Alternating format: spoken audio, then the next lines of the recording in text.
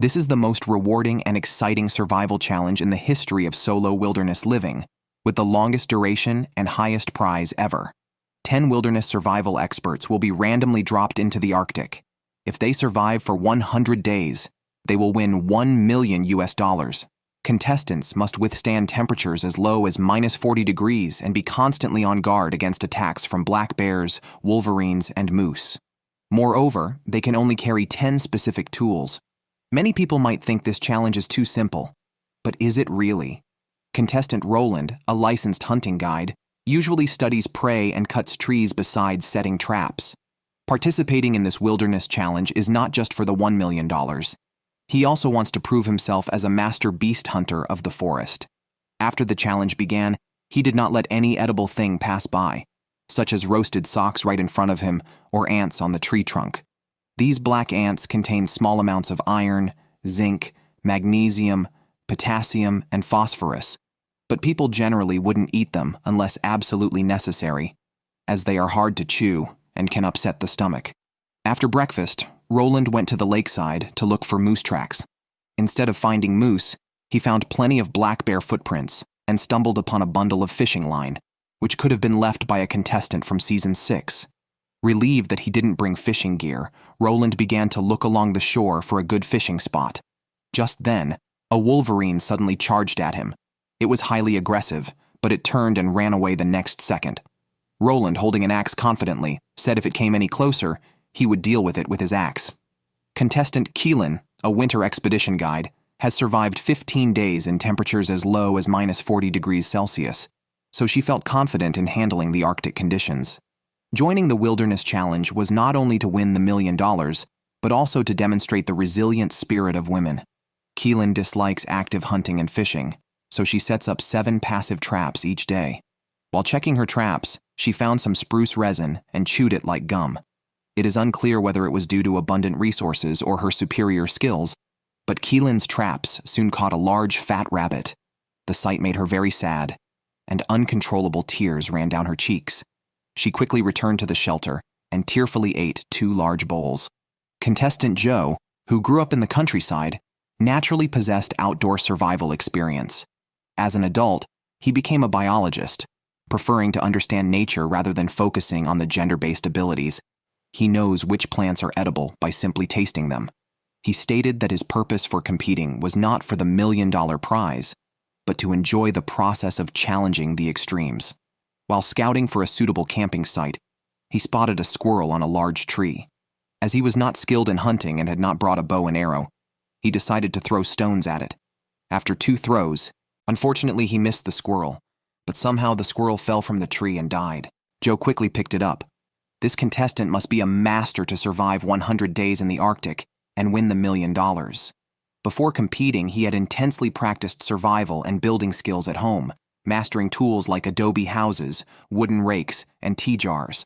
He is a survival video blogger who not only showcases his creations, but also studies past seasons of wilderness survival videos, so he is quite confident about this challenge.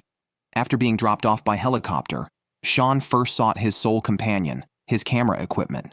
Unexpectedly, the case was covered in black bear bite marks. He quickly packed up to leave the dangerous area and, after finding a new campsite, decided to scout around.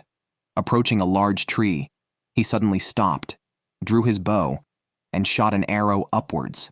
A wild boar fell from the tree, an incredibly lucky start that thrilled Sean. One porcupine barbecue coming up. With his shelter built, he processed the boar and set up a grill. Roasting the meat not only crisped the outside and kept the inside tender, but also prevented fat loss. With everything ready, Sean attempted to start a fire. Everything in the Arctic was damp, and even with a flint, starting a fire took a long time.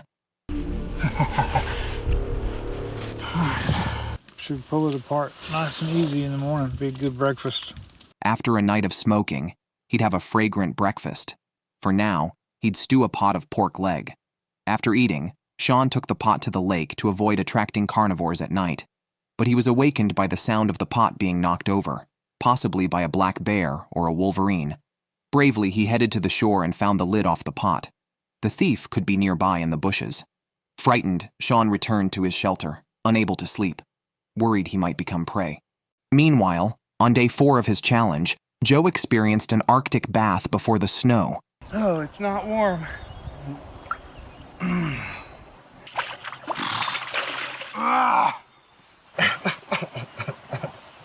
To survive 100 days and win $1 million, he needed to stock up on food before winter.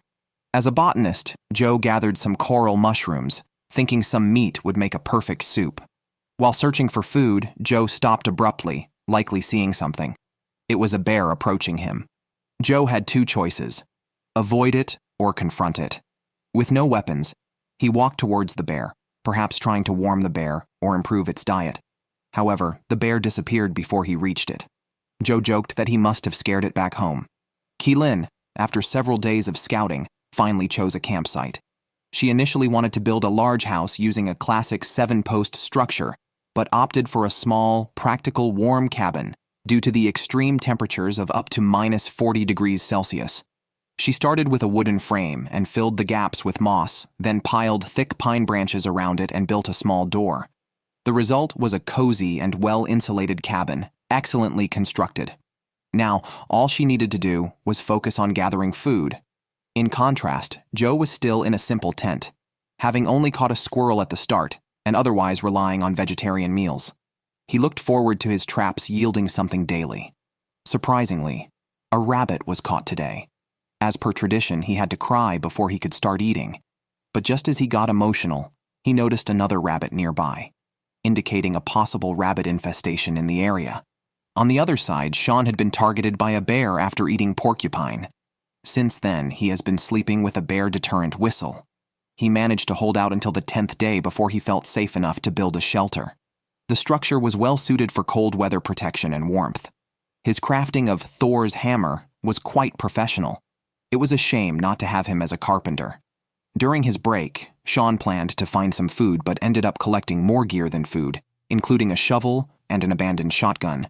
He even found an abandoned boat, which seemed quite absurd to him. Logically, these items should be very useful, but Sean had other ideas. He first propped up the boat with 2 stones, then filled it with water, and finally lit a fire under it. Next, he performed a unique trick by stewing himself in a makeshift bath. Northwest Territory, who? Arctic Circle, what? Feels amazing! Woo! After the bath, Sean prepared to make a fire for cooking but couldn't find his flint in his pocket. He searched his tent, clothes, and previous locations for hours, but to no avail. The flint was essential for cooking, heating, and warding off wild animals, and surviving the Arctic winter without fire would be very difficult. Ultimately, overwhelmed by despair, Sean chose to quit the competition. It was a regrettable decision given his strong start, but he likely wouldn't regret it after watching the show. Even though he lost, he was definitely the most popular contestant this season. The contestants this season are indeed strong. Currently, there is a contestant named Mark, a former Marine who served for 10 years and is an experienced scout. After retiring, he supported his family by teaching survival skills. He decided to enter the wilderness alone to win the $1 million. Possibly learning from past episodes, he immediately made a spiked net for fishing. In just 6 days, he caught 7 fish. His decision was wise as he could continuously secure food before the lake froze and use his spare time to build a luxurious shelter. To preserve the fish, he decided to build a fireplace, which could smoke the fish while preventing the shelter from catching fire. He also planned several stone slabs as a cooking platform. If he had enough supplies, surviving 100 days was possible. Still, catching a large animal was high on Mark's list. The camera then moved to Roland, who was already storing food for later. He collected berries and stored them in his shoes to shake them for even flavoring before putting them into a natural storage cabinet. This way, even if he couldn't hunt large game, he could at least rely on these pickled berries for sustenance. Besides food, a safe and warm shelter was necessary. After several days of scouting, Roland decided to build a stone house. This was a dangerous and physically demanding task, with some stones weighing over 180 pounds. You could imagine how strong Roland was. Although there was a risk of injury, the stone walls could absorb and retain heat, making it much more comfortable when winter arrived. After completing the walls, Roland began constructing a stone chimney, completing the fireproofing of the shelter. He then moved to the second phase of building a wooden roof. Building a stone house was already an unprecedented feat, but chopping wood only added to his legendary status. Roland's approach was not just about surviving, but living indefinitely. After securing the overall framework with an egg-shaped structure, filling in the rest with logs was straightforward. The next contestant, Corey, is also very impressive. He was born into a family of hunters and gatherers and learned to use a primitive longbow from a young age. After growing up, he served in the Marine Corps for 4 years, developing a resilient spirit and mastering many survival skills. Currently, Corey is single and is competing to win the prize money and get married. Right now, he is demonstrating his skills on a squirrel, and his posture suggests the animal is in trouble. All contestants this season have unique skills, making the upcoming challenges akin to a mythical battle. Corey has put great effort into building a wooden cabin, with a solid wood bed and a small kitchen, following a neat A-frame structure. The gaps between the sticks are filled with moss for insulation. Although the construction process was complex, it will be warm during the Arctic winter. After completing the frame, he started building a log roof, but stumbled and fell into a pit. Despite the pain from a loud thump, Corey got up, believing his strong will would help him persevere. He cannot give up on the $1 million for a minor injury. 13 years ago, he had knee surgery, and his current pain might be a recurrence of that old injury. He hopes to recover gradually in the upcoming challenges. The next challenger is Amos, a Native American with inherent advantages. Years of warfare have equipped him with wilderness survival skills, including camping, gathering, and hunting. He is competing to improve his family's life. Among the 10 tools he brought is a net, with which he spotted a white flash from afar and caught a big fish, providing energy for several days. While others thank nature tearfully, he repeats a spiritual ritual after processing the fish. There we go. It's good fat. Put that in the pot. Just as Amos finished, a badger burst out of the bushes, giving him a look as if to say, "Call me when it's cooked." Known as notorious campsite predators, badgers now require constant vigilance against their raids. The second female contestant this season is Callie, an avid budget traveler. She never stays in houses, preferring tents and caves. In winter, she tracks cougars. In summer, she makes fish traps. And in autumn, she turns hiking shoes into leather to get out of budget traveling. She is eager to win the challenge. After the challenge started, Callie set traps continuously. But while others enjoyed big meals, she caught nothing. Others have already built impressive shelters, but she hasn't even found a suitable camping spot yet. While searching for food, she saw a white flash and realized it was a pack of gray wolves. Instead of leaving, she followed them but soon lost track. Returning to camp, she decided to immediately build a shelter, as the wolves would eventually find her. Callie first constructed a simple A-frame using small trees and shaved the bark to prevent the tarp from tearing. However, when she covered it with the tarp, she was stunned by the wind. Meanwhile, another contestant, Mark, was living comfortably in a large villa, enjoying smoked fish. He had caught several big fish with his net a few days earlier. To prevent carnivores from stealing the meat, Mark decided to install a security door on his shelter. Food is crucial for winning the $1 million. The structure was simple. He laid some sticks as the base, filled the middle with a thick layer of spruce branches, and tied more sticks on top. Thus, he created a secure and warm door and went back inside to continue enjoying his fish soup and smoked fish. The sudden call of a crow made him alert. He quickly ran outside to check and found a black bear nearby. Likely attracted by the smell of smoked fish, Mark decided to confront the bear, but unfortunately lost sight of it after following it for a while. He had hoped to lure the bear by imitating a wounded rabbit, but instead of attracting the bear, he scared away the crows. Callie had a tough time during this period. She couldn't secure food and had to endure the wind. She had to move and rebuild her shelter, settling for a depression in the land as the best available spot.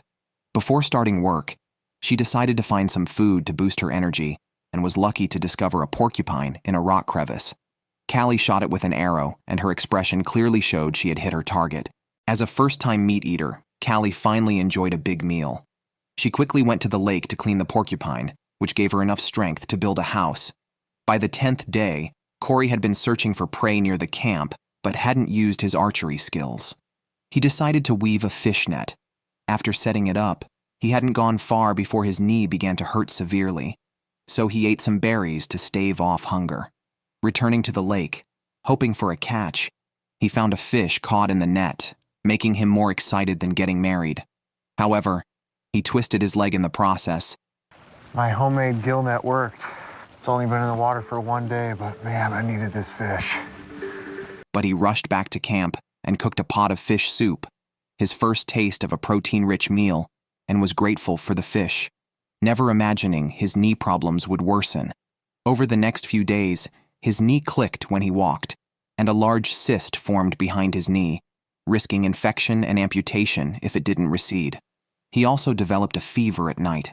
Wanting to prove his survival skills but not at the cost of his health, Corey, after much consideration, made the call to quit the competition.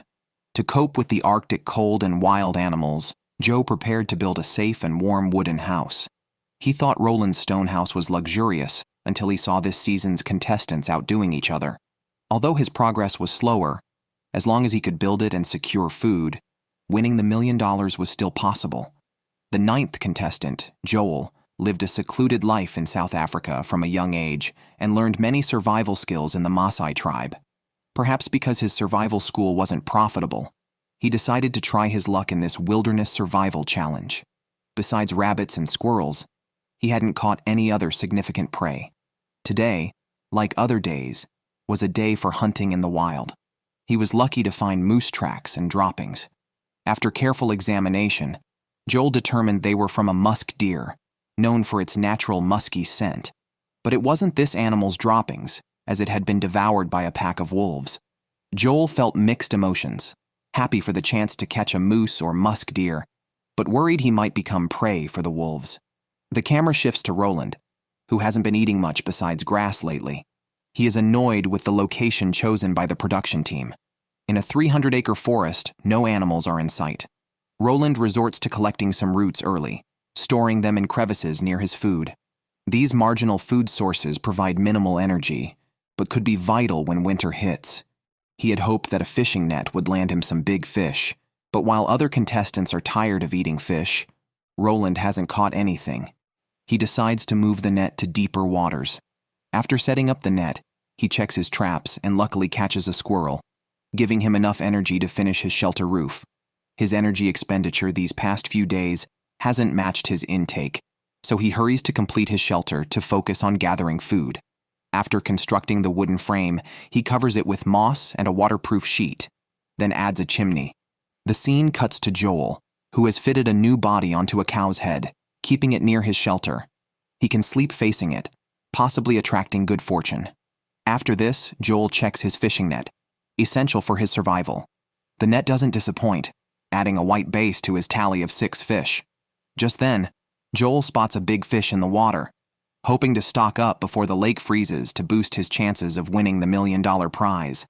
To protect his food from wolverines or foxes, Joel builds a high storage rack. He makes a ladder from sticks, finds 3 large trees, cuts branches for a platform, and climbs to a suitable height to trim the treetops. His posture is concerning, and he soon falls, fortunately without injury. Fixing the ladder, he switches to a handsaw, finishes the other 2 trees, and completes the platform, which he covers with pine branches to store the fish. He now has a perfect food storage room. Lastly, the camera focuses on Kelth, for whom the challenge is just a change of scenery, having lived in the forest with his family for 30 years. His skills in gathering, hunting, and fishing are routine. Kelth's shelter is unique, though it's uncertain if it will withstand snowfall. So far, he has only caught squirrels and grouse, which hardly satisfy his needs. Spotting elk droppings only makes him yearn for more. Fortunately, a squirrel appears, and Kelth shoots it with an arrow. The squirrel cooperates by rolling straight to him. I got a whole pile of squirrel guts. We're gonna go out and set some more bank lines. After processing it, he uses the innards for fishing, quickly hooking a fish. As he reels it in, it gets off the hook, but he manages to grab it, providing a week's energy. I caught a trout! Thank you, Mr. Trout. I'm gonna fillet this dude out and then smoke it, make fish jerky with him. The regained fish tastes delicious. He smokes some for preservation and cooks the rest into soup and grilled fish, As temperatures drop, Joe's craving for food intensifies. He checks his traps only to find them empty and damaged. On the way back, he spots a squirrel under a stone and uses a stick to block its only escape route. He tries to poke it out but misses. Deciding to find a better stick, the squirrel dashes away. Joe feels lost, thinking of his unfinished mansion and the berries and wild vegetables he's sick of eating. On the other hand, Amos is probably the richest contestant so far. By day 6, he had caught a large dogfish and has had a catch nearly every day since, sometimes even 2 at a time. He has caught a total of 11 fish. This survival show has turned into a fishing masterclass for him. Continuing like this, winning the $1 million seems imminent. To keep other predators from stealing his catch, Amos tied the guts together to make a net bag and hung the smoked fish in a tree. Despite this, it didn't stop other animals from being interested. One evening, after drinking fish soup, he heard noises outside that seemed to come from a wolverine, not a rabbit, and saw glowing eyes. Amos decided to confront it with a bow and arrow. He thought he would end up like Joe, who had killed a wolverine, but after searching around, he said the wolverine had been scared off. Amos could only hope it wouldn't find the fish, which he had worked hard to save. The camera then moves to Keelan, who is fishing seriously by the lake. Her first cast is unsuccessful, and embarrassingly, the lure flies off on her second attempt. Despite repeated failures, she finally masters the technique. However, an hour passes with no bites. She decides to take her sleeping bag and try deeper waters. This new spot works better, and she catches a fish within an hour. Unfortunately, the fish escapes before she can secure it. Keelan thinks her luck might be better in the afternoon and decides to spend the night there. Regrettably, she still catches nothing the next morning. After an hour, she breaks down. Just as she is about to return to camp, she is stunned by the sight of a moose slowly walking into the water. Realizing she didn't bring her bow and arrow, she mimics a female moose's mating call to keep it around. The moose looks back at her, giving her a chance to fetch her bow and arrow. By the time she returns, the moose has moved away. She crouches down, clutching her head in frustration, as the $1 million slips through her fingers. So far, all 10 contestants have appeared on screen. Excluding the 2 who were eliminated in the first 2 episodes, 8 remain. While others are still struggling to find food, Mark's fishing net has caught 26 big fish. He thought it would be challenging to find food before the competition, but now he can't fit any more smoked meat on the racks inside his shelter. He has no choice but to build a bigger one outside. Mark constructs a sturdy tripod from sticks with a space in the middle for the fish and a fire underneath for smoking. He then sets up an alarm system around the rack. If any animal tries to steal his food at night, Mark is ready to shoot it from his shelter. After building the rack and encircling it with pine branches, he finishes the large smoking rack. Having sorted out his food, he starts grooming his hair. Mark crafts a wooden comb and styles his hair like Tony, the barber. Having eaten too much fish recently, he suffers from diarrhea and reluctantly uses reindeer moss to improve his diet. After eating the moss, he plans to find some blueberry roots to brew tea. He doesn't find any roots, but there is plenty of fresh bear scat, likely from that morning and very close to his camp. As the bears prepare for hibernation, Mark won't let them eat easily. He decides to take the initiative and guard the bushes, hoping to catch a bear. Although many say you can't have your fish and bear it too, it's good to have dreams. What if they come true? The scene switches to Callie. The previous shelter was just catching the northwest wind, so she found a new place and built another one. The porcupine she caught a few days ago has already been eaten. She decides to go out and see if she can catch another one, and also to check the trap she set a few days ago. The first one is empty, which is a bit disappointing. But when she sees the second one, she gets excited. It turns out to be just a rabbit. Callie picks it up, and after some preparation, the rabbit turns into a delicious meal. After eating, she starts performing a talent show titled Playing with Mud in the Arctic. She plans to make some pottery with this clay. First, she rolls it into a long strip, then pinches a bowl base and places it near the fire to bake before continuing to shape it. Callie's craftsmanship is really good. By the end of the day, pots and pans are made, though it's uncertain if they can be used for cooking. On day 18 of the challenge, Joel just caught 2 fat rabbits. Unfortunately, it wasn't recorded by the camera, so he decides to reenact the scene, pretending to be a grass-eating bear.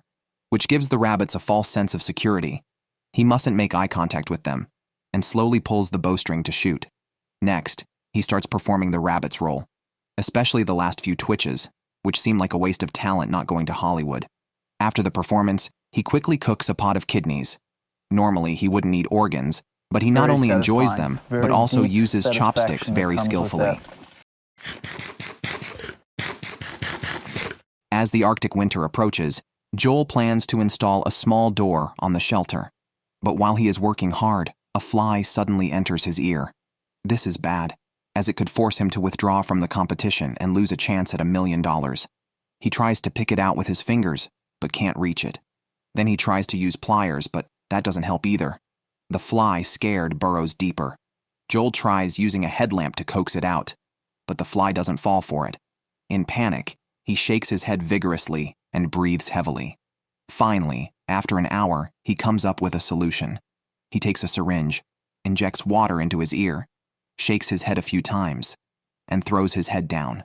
The noise in his ear stops, and he finds nothing on the ground. The fly must have drowned.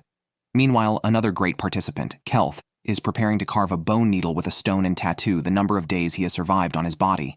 After some time, he makes a sharp needle. He mixes berry juice with charcoal to make ink and starts tattooing himself on his ankle, using an A and 7 for the 7th season of Wilderness Solitude and 25 dots for the days survived.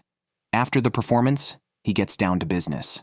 Kelth plans to weave a fishing net to catch more food before the lake freezes over, since the 2 automatic fishing devices are too inefficient. Once the net is made, he doesn't put it in the water right away. Instead, he adds properties to it by soaking it in hot water mixed with berry juice. A colored net like this becomes invisible to fish at night. He finds a suitable spot at the lakeside, puts the net in, and secures it with wooden stakes at the end. Now, it's just a matter of time and fish. The camera moves to Roland's side. His fishing net has been in the water for several days. He has been hoping to catch some big fish each day. Today, when he checked the net, he finally got his wish. There were 2 fish hanging in the net. Judging by their size, they would feed him for many days. Roland carefully brought the net ashore to remove the fish. He said that catching 20 more would easily last him 100 days, unaware that Mark was already tired of it. Kelth also reached the time to pull in his nets. Full of hope, he went to the lake to check his catch, only to find his fishing gear and net empty. The lack of food had caused him to feel dizzy. With no choice, he gathered some rock tripe from the stones to stave off hunger. Although this lichen is edible, it's not recommended unless necessary. It's best eaten without looking, just swallowed. Shaking it slightly brings out a beef flavor.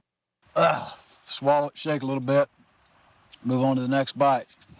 It's good. Oh, it's so good. So good. Tastes just like filet mignon. Oh, I can't get enough of it. It's delicious. After finishing, he even had others try it, comforting himself that he was full of energy. Unexpectedly, the next second, he sat by the shore contemplating life. After hesitating, he made a call on a satellite phone, only to dial a fake number. This man was truly mischievous. Even eating grass, he remained optimistic. He needed to check his traps for any catch.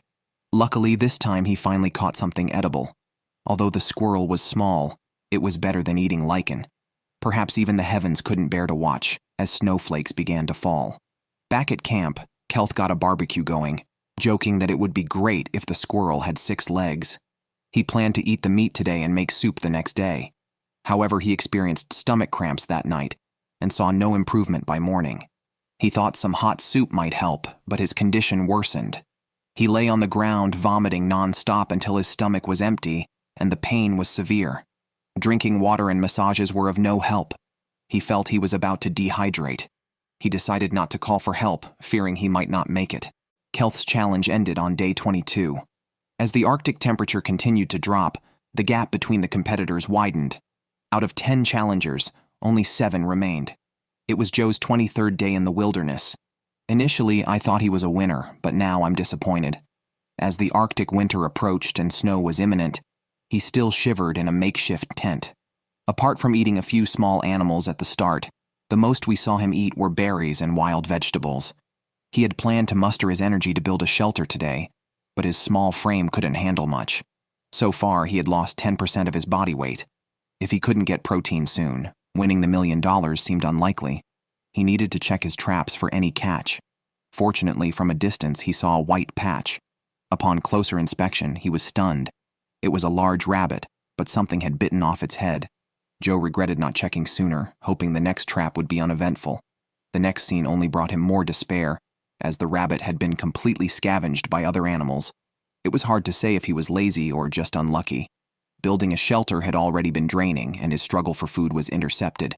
It was uncertain when his shelter would be completed. Callie, on the other hand, was quite insightful.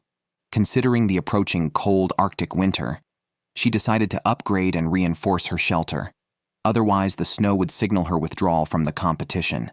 Callie first thought of using stones, not only to seal one end of the shelter tightly, but also because the stones retained heat, providing warmth. After a period of tedious stacking and arranging, she managed to build a fire pit at the bottom. She then filled the gaps with some clay and created a smoke vent on top of the fireplace. Finally, she sealed the remaining gaps with wood and moss, completing a large fireplace. Honestly, it turned out very well. Although her shelter was inferior to others, the fireplace significantly elevated its status. With a continuous food supply, winning $1 million was still possible. Meanwhile, our heavyweight competitor Joe had his rabbit stolen a couple of days ago. Now he could only work for 5 minutes and then rest for 2 hours.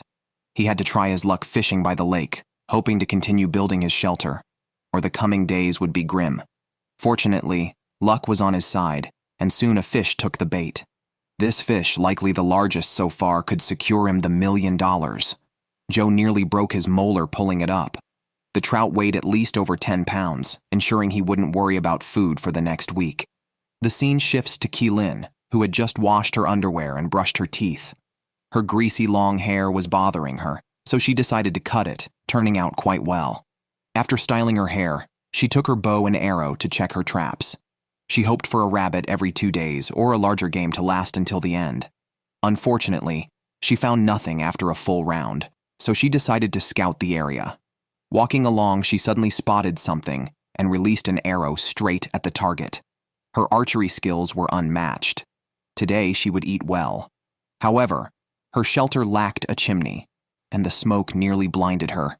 Without a chimney, she might turn into jerky before the rabbit cooked. Keelan started by making a square hole in the roof, then sealed the edges with clay, crafting a simple chimney. Although basic, it worked effectively. Turning to Amos, he surprisingly found a can, smelling as bad as anchovy paste, which could be hazardous if eaten. He decided to rely on his fishing net instead. Currently, his food supply would last only half a month. He needed to catch as many fish as possible, as survival would become extremely difficult once the lake froze over. When pulling in his net, he found it nearly washed away and quickly retrieved it with a stick. Fortunately, it hadn't drifted far. As snow began to fall, he realized he needed to gather firewood to prepare for the unknown duration and severity of the weather. He needed to keep warm to survive. As night fell and the snow intensified, Amos discovered his axe was missing, an essential survival tool. Fortunately, the snow didn't last long. The next day, Amos found his axe back at the chopping site and couldn't help but kiss it fervently. Roland experienced a rainy night yesterday. To be safe, he pulled up his fishing net and planned to set it again today. However, the lake was still rough and dangerous, but obtaining food was urgent. With great effort, Roland managed to set the net properly. When he got to shore, a black bear just glanced at him. He thought about turning the bear into his lunch. Sensing danger, the bear quickly darted into the woods. Roland, seeing a chance to strike it rich, decided to circle the woods and set up an ambush, considering the wind direction to avoid startling it. It could be a tough battle, but securing a black bear would make the 100-day survival challenge much easier, and the $1 million prize achievable. Unfortunately, after a long chase, he couldn't find it and could only hope for another encounter. The camera moves to Joel, who started missing home less than a month into the challenge. He carved his family's names on a stick and recorded the highlights of these days. However, these did not alleviate his loneliness. He planned to make unexpected things, starting with new furniture for his home. First, he made a sturdy tripod from sticks, then tied a row of flattened sticks to create a makeshift lounge chair. Sitting on it felt like a holiday. After the chair, he made some dice, and after tiring of the dice, he made 2 pairs of slippers. Handmade, stylish, and warm, his shelter quickly turned into a wilderness grand hotel. The last thing he made, initially thought to be a ladle, turned out to be a mandolin. He then played it by the fire, feeling his loneliness and missing his wife. My feet are cold, but my heart is warm. In this moment, I'm happy. While others were busy finding food, Joel played folk music, and it must be admitted, he sang quite well. After the failed bear hunt, Roland had to focus on fishing. The riskily set fishing net turned up cleaner than his face, so now he had to dig up some tree roots and berries to stave off hunger. When he finished digging berries and planned to return, he discovered a lone muskox. Roland drew his bow and shot it in the buttocks. The muskox, thinking it was just a branch poking it, calmly walked down the slope. Roland followed without going for a kill shot, as approaching could provoke a counterattack. The safest method was to wait for the right moment. 5 hours later, as the muskox could no longer stand, Roland took out his knife for a close combat. Sensing danger, the muskox turned and roared. Roland then moved in with a series of precise knife movements and managed to bring down the 700-pound muskox after an extreme struggle. As long as he protected his food and didn't waste it, the $1 million was virtually his. Big game! Big game at Rock House! To prevent the meat from spoiling, Roland decided to remove the guts first and ate some of the heart to replenish his energy. After processing, it was too late to carry all back, so he packed some and planned to return the next morning to handle the rest, hoping no predators would steal his catch overnight. At 11 a.m. the next morning, Roland got up and immediately began moving the beef. Aware of the potential threat from bears or wolverines, he cautiously surveyed the area first. Fortunately, only a bit of the cow's stomach had been eaten. The subsequent butchering process was so remarkable that it's best left to the imagination. Due to the distance from the camp, he had to find a safe place to temporarily store the meat. Roland spent the entire day eating, working, and staying vigilant, and covered the meat with cowhide to continue transporting it the next day. Switching to Joe, the wind had nearly driven him mad. His shelter had been under construction for a month and was still unfinished. He vowed to complete it today. Counting the logs, there were 14 in total. A clear overestimation by Joe, as he had unexpectedly cut 2 extra. Then, rain mixed with snow began to fall. With no choice but to retreat to his tent, Joe found that the waterproof cloth had been torn by sticks. He had to keep wiping away the leaking water. This weather lasted into the night, driving Joe to the brink of frustration. After a rough night, Joe woke up with a deep sigh. Both his clothes and sleeping bag were soaked. His fishing net was incomplete, and his house unfinished. Earning the $1 million seemed increasingly difficult. Possibly feeling that he couldn't keep up appearances any longer, Joe decided to move into his unfinished, luxury open-air mansion, despite it being drafty. At least it would free up time to find food, otherwise surviving would become even harder. If Roland hadn't brought down a muskox, Mark would likely be the wealthiest contestant this season. Currently, his house was full of smoked fish, forcing him to hang some of the fish meat on trees. This scene deserved a celebratory wrap. Later, when it was time to check the nets, Mark had been relying on his fishing net for survival. However, as the Arctic temperatures dropped, his catch had diminished significantly. Today, he saw nothing. Guessing the fish had moved to deeper waters, Mark decided to lower his net deeper. Returning home, he performed an Arctic bath show. Though he had lost some weight since the competition began, his chest and abdominal muscles were still impressive. The next morning, Mark opened his semi-automatic door to check the day's catch.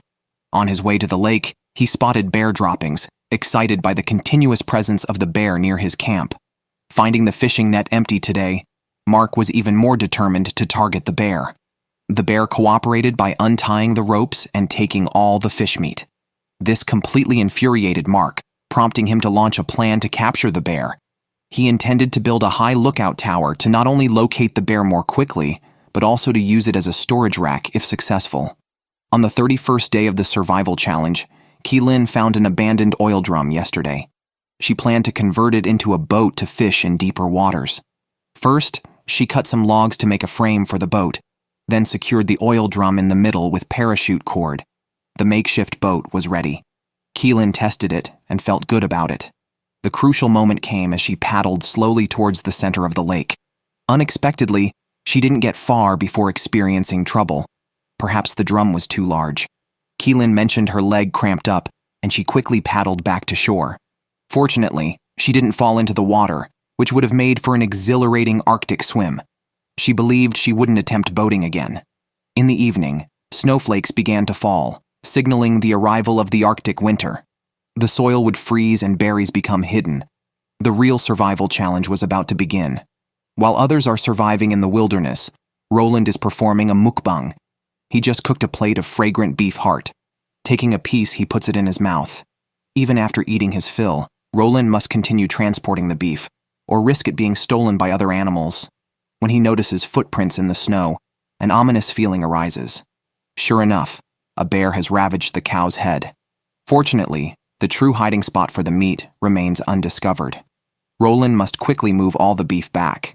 With heavy snowfall, he can only carry one leg at a time, traveling about 3 kilometers per trip. It's impossible to finish in one day, and he hopes no animals steal any overnight. Having too much meat is indeed a problem. The scene shifts to Callie, who becomes extremely excited after it snows. She believes this season is perfect for tracking prey by their footprints in the snow, thus better positioning her traps. Checking in on Amos, he found bear droppings at his camp 2 days ago. To protect his smoked fish and himself from theft, he decides to install a security door on his shelter, allowing him to fish worry-free. But he is stunned when he arrives at the lake and finds his fishing net gone, likely dragged away by a large fish. As it's his main tool for food, he weaves a new one before the lake freezes, hoping it continues to provide food. He indeed catches a fish a few days later, securing a week's worth of food. On day 35, Roland resumes transporting beef, only to find new tracks on the ground. The beef is definitely targeted by a bear. Carefully scouting, he spots the bear not far away. Having hunted a 700-pound musk deer, Roland is arguably the wealthiest contestant. To survive 100 days and win $1 million, he must utilize every part of the muskox. For instance, he plans to use something resembling a wig as a water bag. Next, he describes a part with nutritional value comparable to Arctic oysters. Cooking it in a soup has powerful effects, and pairing it with a charcoal-grilled sirloin would likely make other contestants want to quit. Full and satisfied, Roland takes out a bag of cow brain, excellent for making leather. Applied to gloves, it's soft yet sturdy. Applied to skin, it serves as a moisturizing frost protectant with a natural scent. After maintenance, he must find a way to preserve the beef, possibly learning from Jordan's experience last season by opting not to use a high storage rack. Instead, he builds a natural ice box. He starts with a basic frame using logs, then layers spruce branches and sticks at the bottom to prevent animals from getting in. The constant chopping of trees and fitting the layers shows the soup's effectiveness.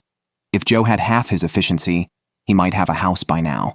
Once the main structure is complete, Roland reinforces it with wood, creating a robust natural refrigerator. He layers more spruce branches, places the beef inside, and locks it with a lid, likely giving wolves and bears a headache. Meanwhile, Keelan is having a tough morning, forced to fantasize about food as she checks her traps, only to find them empty. Seeking comfort from her husband, she spots a moose walking in the distance. Carefully following, she prepares to shoot, but loses track of it, feeling as though she's lost a fortune. Thinking of the 2 moose she missed, she breaks down in tears. Mark's log cabin might be worth millions. First, there's the sturdy semi-automatic sliding door, followed by a pile of smoked fish as valuable as gold and neatly stacked kindling. There's a simple yet exquisite luxury single bed, a solid wood executive chair paired with a delicate small coffee table, and an economical fireplace equipped with a fireproof layer. On top of the layer, precious antler ornaments are displayed. As long as Mark can secure enough food, he can survive and claim $1 million. However, since the Arctic winter set in, his fishing nets have long been empty.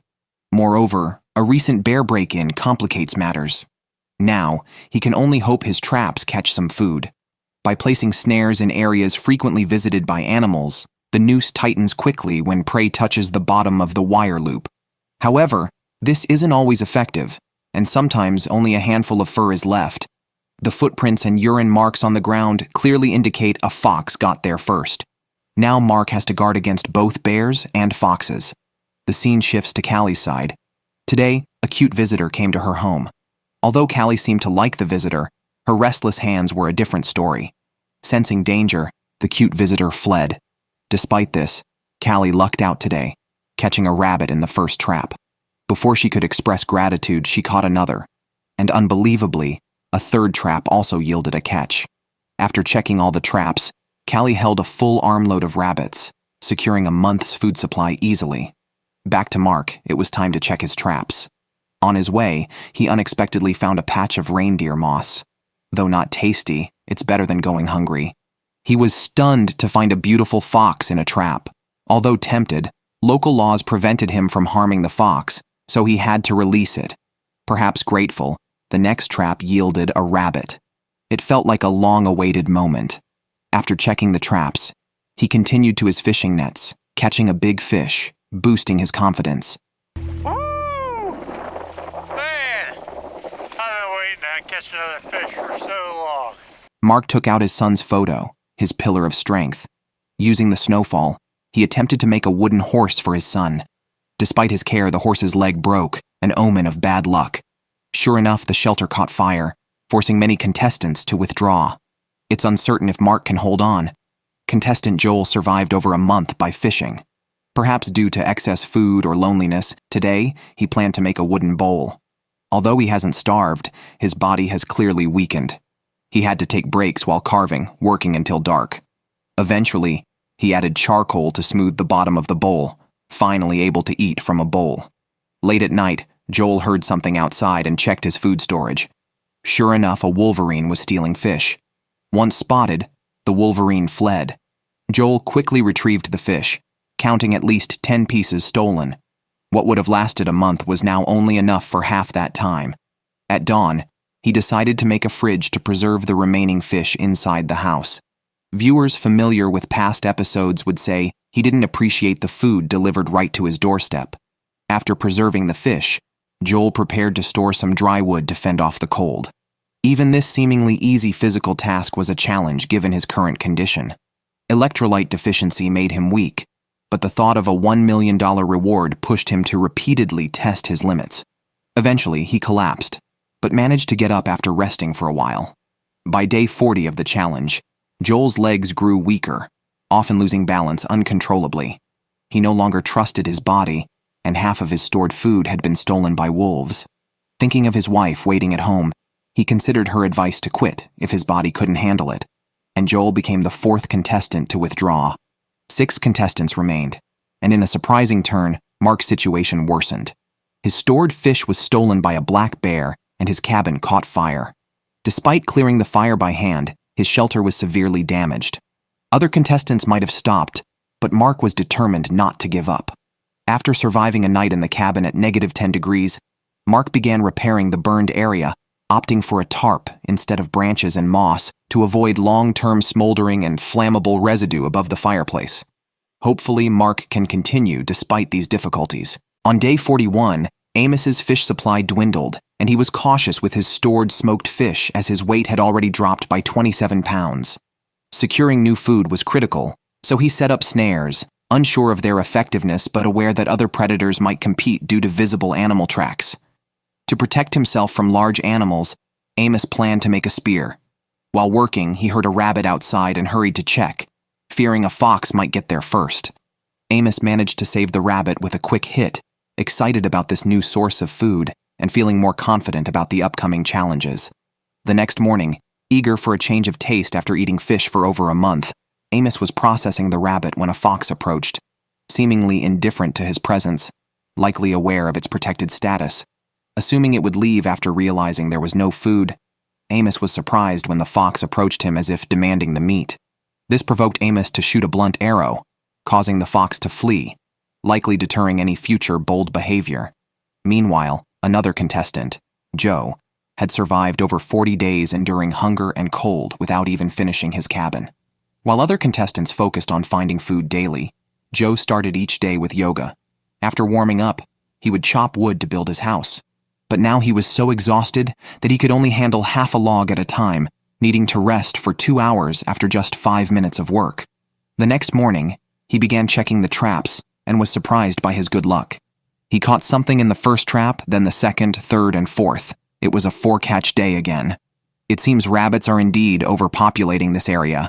Not targeting foxes helps maintain ecological balance. Joe's house, which is open from north to south, has its benefits, like clearer views for such scenes. The only downside is the scent of meat drifts a bit far. By evening, wolf howls could be heard.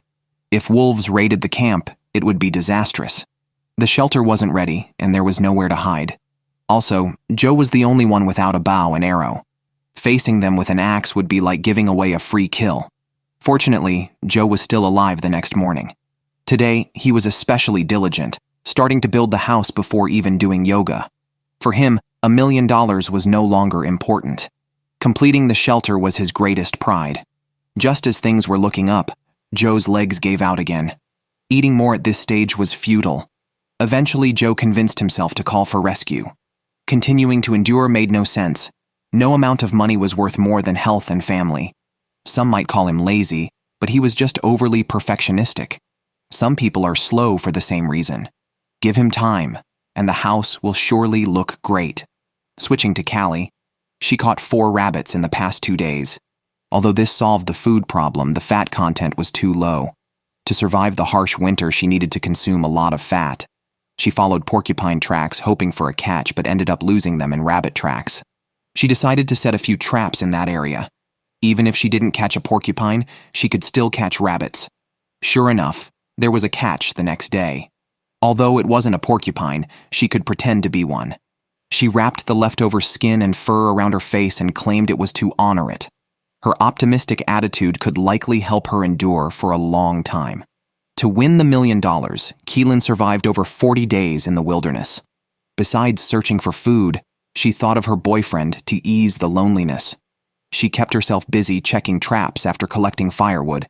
Now, her only food was 1 rabbit, so she was very hopeful for a catch.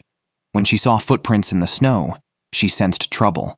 As expected, the rabbit was completely eaten. Keelan quickly checked other traps, only to find them empty as well.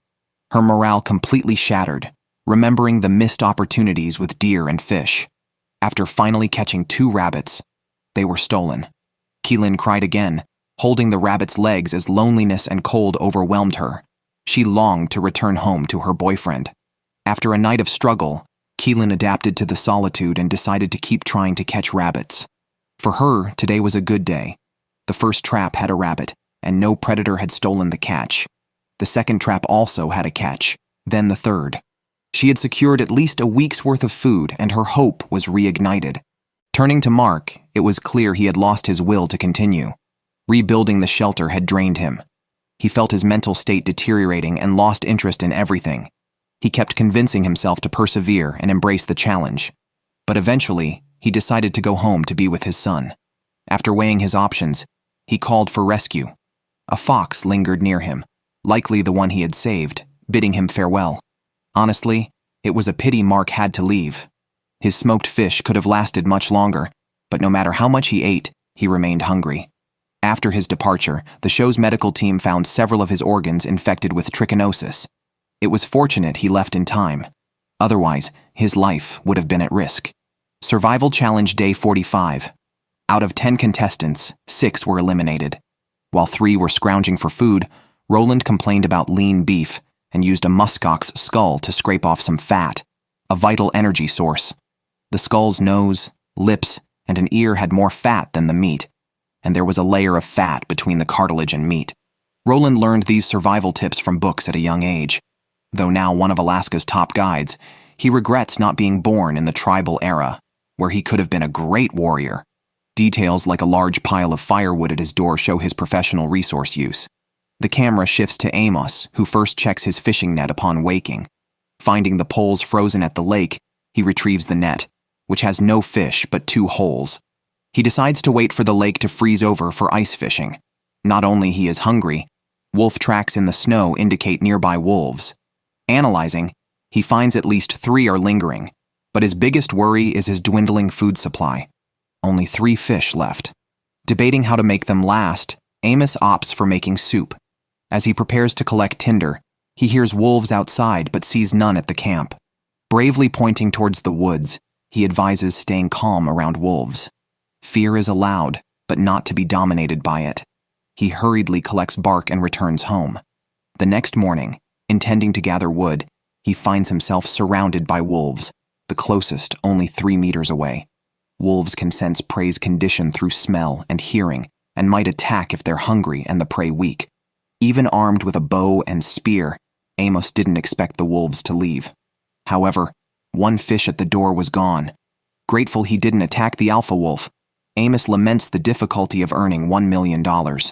Day 46, Roland, bored, chats with crows. Having finished the fat on the skull, he targets fish. Noticing the unusually calm lake, he risks setting a gill net. Returning ashore, he spots a herd of musk oxen. Capturing a few could sustain him beyond 100 days, possibly until the show runs out of funds. Yet, he chooses to avoid startling them, not out of fear of attack, but to prevent them from reaching other contestants, as he later admits. Back at his stone hut, he plans renovations, starting with a cowhide ceiling that doubles as a blanket. After handling that, Roland checks his fishing net in terrible weather, blowing snow and slippery paths. Despite his caution, he slips, injuring his knee. Finding the net submerged, his frustration is palpable, swearing off returning before the lake freezes. Returning home, Roland started venting his frustrations. He often saw squirrels eating mushrooms in the trees and decided to show them the harsh realities of life by raiding their home. He took all their winter food. To store the stolen mushrooms, Roland even made a leather pouch. It's uncertain what the squirrel thought at that moment, but Roland's next meal was definitely going to be mushroom-stewed meat. Next up were performances by 2 girls. Observing the rabbit feet hanging behind Keelan, it's clear she's quite foresighted. These could come in handy when there's no food. To win the money, she has survived in the wilderness for 46 days. Today, her trap caught a grouse, and she quickly prepared it in a cast iron pot. Although tastier than rabbit, relying on such food won't sustain her for 100 days. She must consume enough fat to withstand the cold. Ice fishing on the lake is her best option now, but unfortunately, the lake has barely frozen. She must wait until the next day to check again. Let's look at Callie, whose next move was quite spectacular. For the past 40 days, others could catch up to 7 fish a day. Just as the lake was about to freeze, she started making a gill net. Regardless of the low temperatures and whether she could catch fish, setting the net was life-threatening. The lakeside rocks were covered with ice, and a slight misstep could result in falling into the water and freezing. So, Callie proceeded with extreme caution. After a thrilling journey, she safely reached the netting point. Just as she was about to set the net, she nearly fell into the water. In the end, her eyebrow and front teeth took the brunt of it. Back at camp, she quickly grabbed her medical kit to treat her wounds. Her optimistic attitude was admirable as she joked about her eyeshadow application. If it were Keelan, she would surely be crying.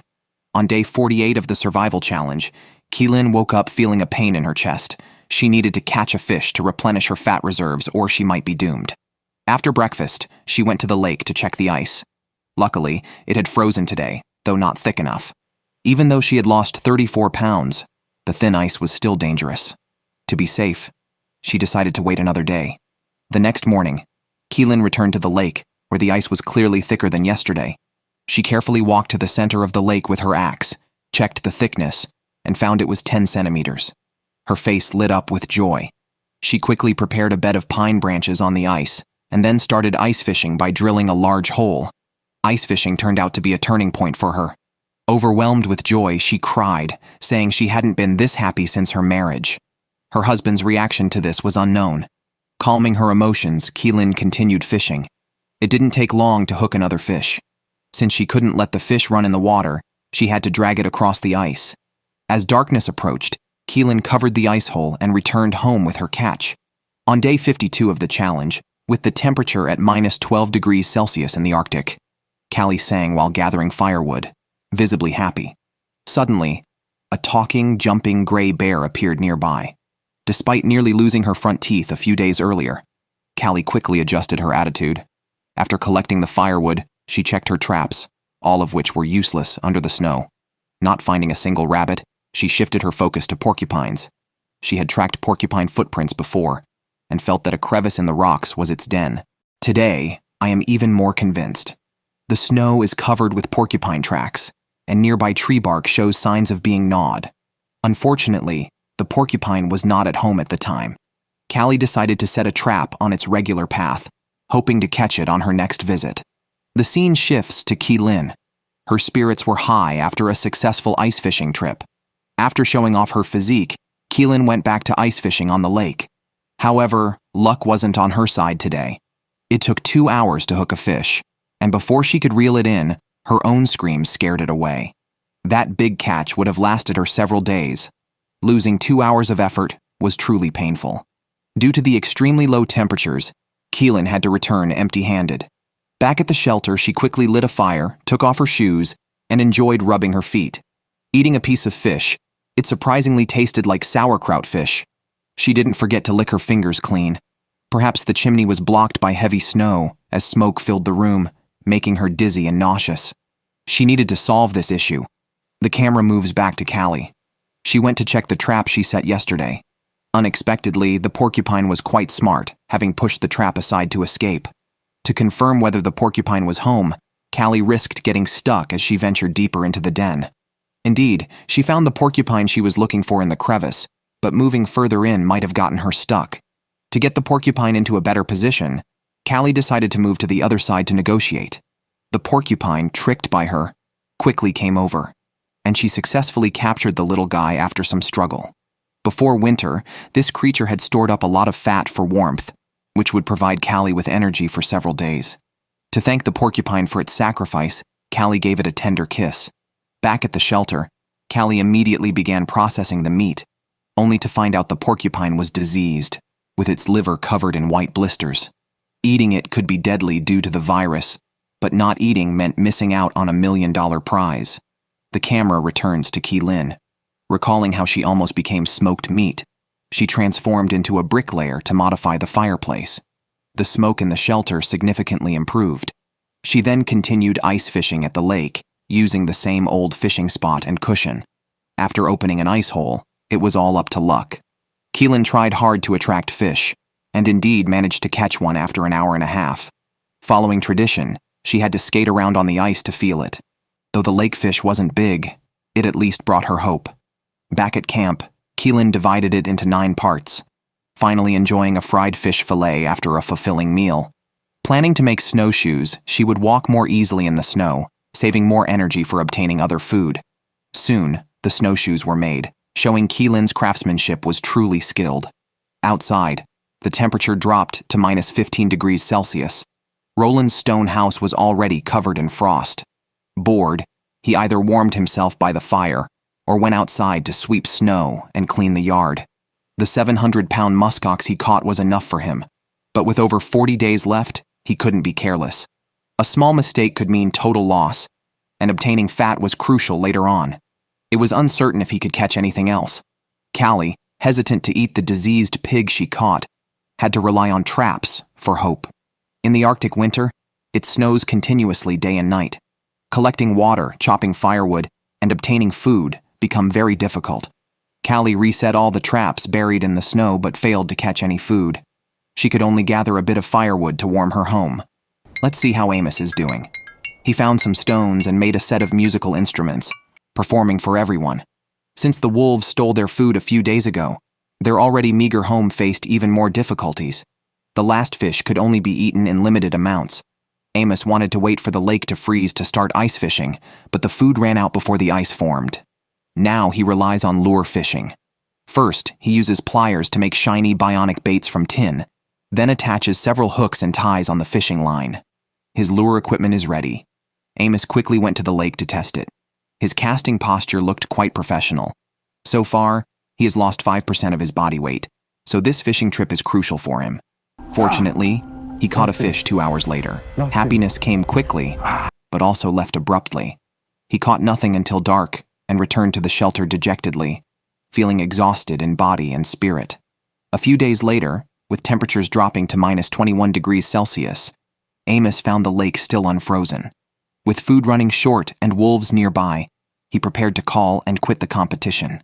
As he was packing seriously, the fireplace, unable to stand it any longer, decided to flare up one last time before he left.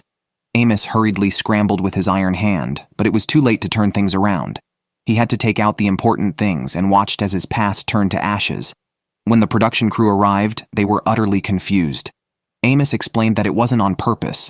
Except for a box of batteries, he managed to save the camera and memory cards. It must be said that Amos is indeed very professional.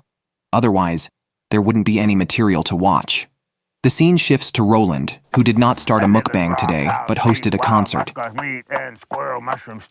After playing, Roland decided to look for some berries, as eating too much meat requires a dose of vitamin C.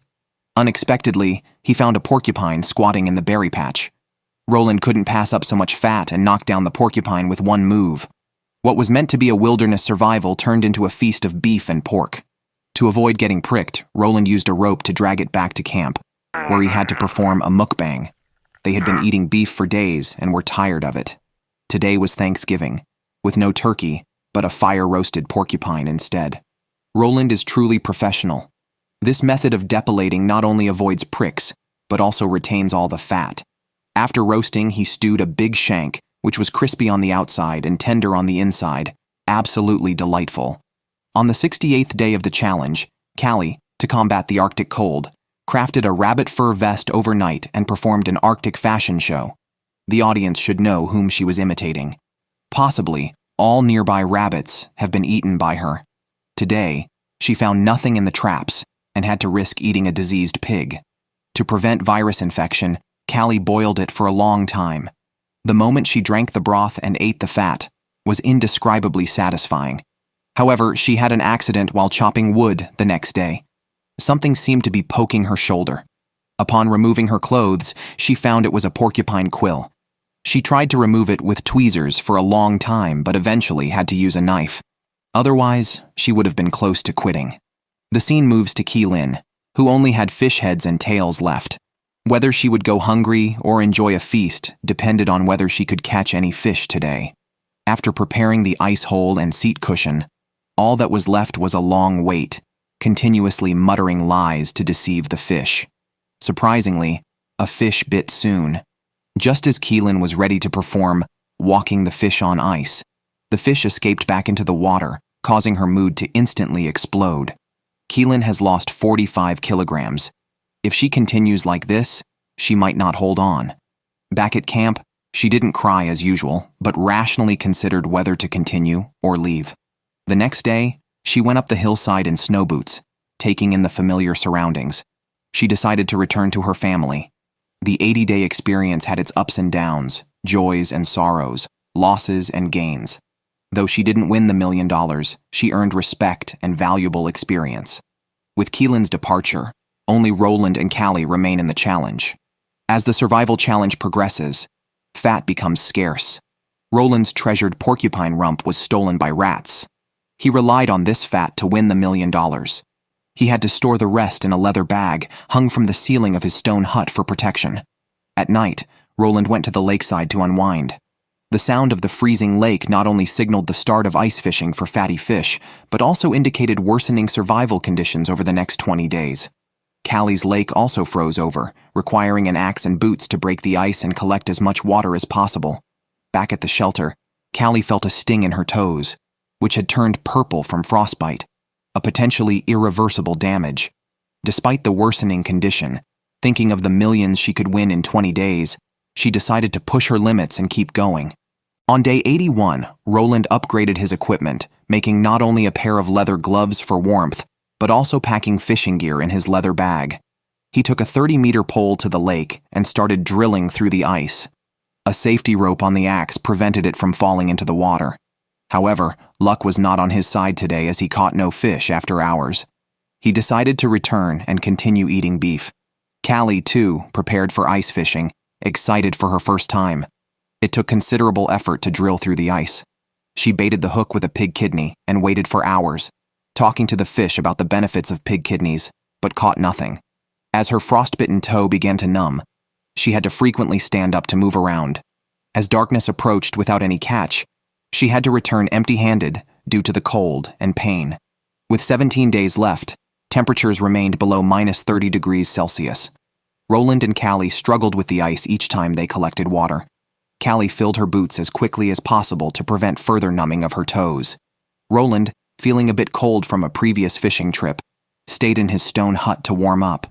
With only 4 hours of daylight, he had to quickly gather enough wood. He wanted to supplement his vitamins, but the stored berries had molded. He reluctantly took out his treasured cow stomach, which he enjoyed. With Callie having finished her sick pig, the threat of running out of food loomed. Perhaps her optimistic attitude brought good fortune, as she found a rabbit in her trap, a timely aid. She immediately prepared a feast back at camp, sustaining her for several more days. Amidst the loneliness and biting cold, Roland felt a bit down. The biting wind and continuous blizzard raged outside. He needed to fetch water in -46 degrees Celsius temperatures. Not far from camp, he encountered a whiteout. His footprints were quickly covered, a situation that could easily lead to getting lost. After wandering in the snow, Roland luckily made it back to camp with 12 days left. Callie tried ice fishing on the lake again. She had to keep moving back and forth to keep her blood flowing and prevent further frostbite. Unfortunately, after several hours, she still caught nothing. With no food left, she could only have some bone soup. The next day, her frostbite worsened, and the production team had to conduct a health check. After examinations and discussions, the medical team informed Callie that the frostbite on her right foot was spreading, and new frostbite appeared on her left foot. Recovery in these conditions was unlikely. To avoid amputation, they had to evacuate her. Hearing this, the usually optimistic Callie burst into tears.